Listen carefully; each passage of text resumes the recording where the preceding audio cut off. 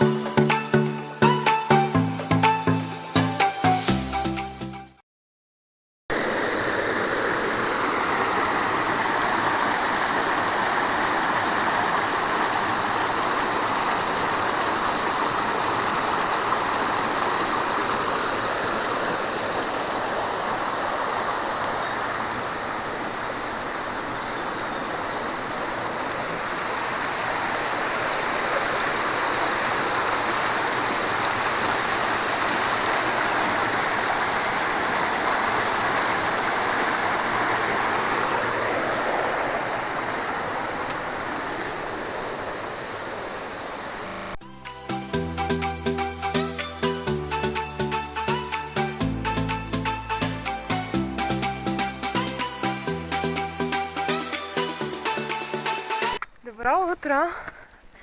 Часът е 9 почти и сега вървим нагоре към Хижарай. Планът за днес е да се качим до Хижарай, да видим райското парскало. След това ще качим с живот и здраве върха да ни пусне и така времето да е с нас. Ще качим връх Ботев, който е 2376 метра. И е третия по височина връх в България.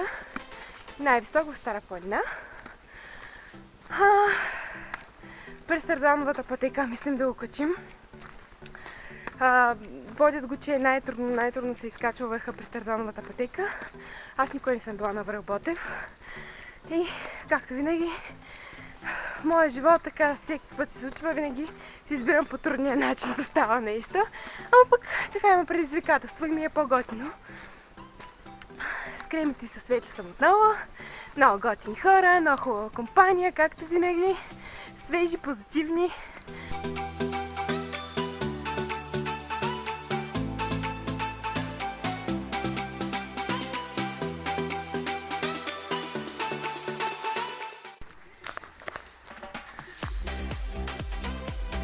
Какъв риск са направили хората, вижте, за да може да предпазват според мен от свлачища, от редея уникален. И така кравичките си пасат. Дават го, че ни остават 2 часа и половина до Хижарай. Обаче ние сме доста напред с темпото, така че смятам, че ще успеем да го вземем дори до час и половина. Хайде да кажем, 2 не се изхвърляме много. Срещу мен е Ботев. Толкова е хубав, направо толкова много да ми харесва.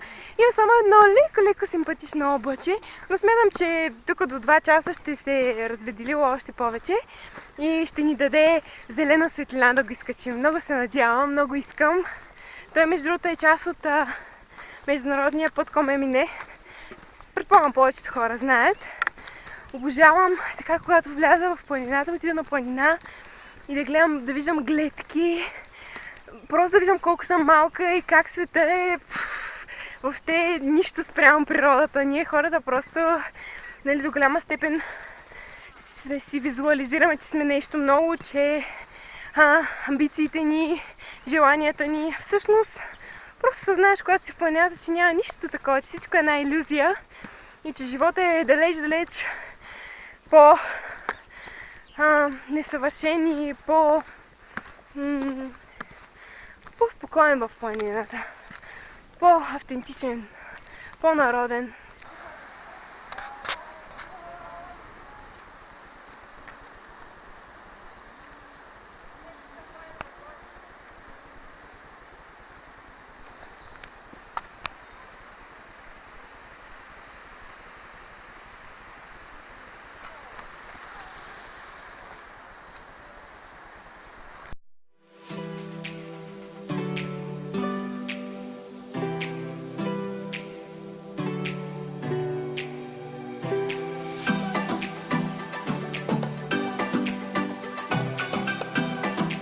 Това е Тарзановата пътека. Защо се кръщава Тарзанова? Защото Тодор Бошков под прякор Тарзан загива тук 1900 1941 година. Не ми е ясно смъртта му как е настъпила, но не предполагам, че се е случило нещо, което никой не е искал да се случва. Това представлява въже, стоманено, скали и нагоре към връх Ботев.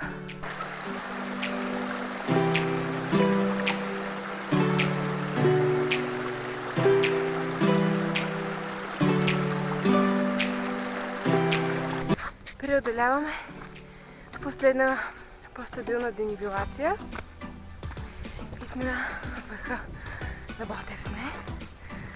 Да ви покажа лавината, която си снежна пряспа, която стои целогодишно тук, не се разтапя и смятаме, че райското пръскало се захранва от нея. Сега ще ви я покажа.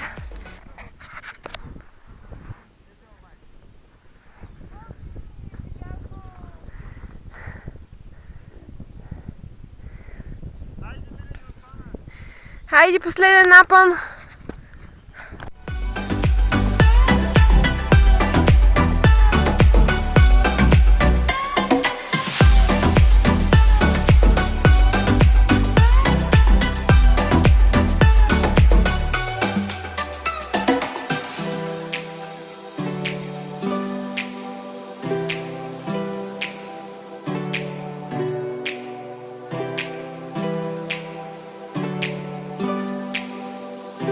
2376 метра на Ботев сме. Доста се изморихме. Наистина това е втория по трудност връх в България. Определено си го усетих този път. Яко хард. От по-стръмните и трудните върхове ми остава да изкача и Вихрен. Мусала съм я качвала. Днес Ботев през Тързановата пътека. Остава само Вихрен и кончето. Ще видим кога ще се случи това.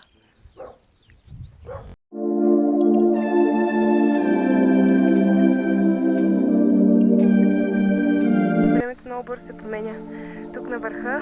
Както е слънчево, така може да стане след малко мрачно, зима, есен, да се изминят всички сезони. Затова малко на Ботев и после надолу към Калофер.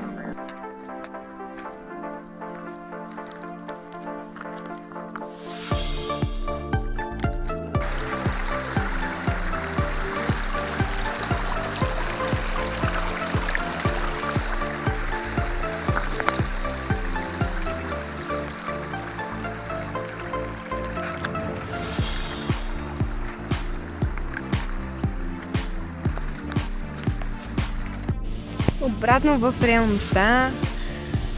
Вече слязохме, при колите сме почернели, изморени, мръсни.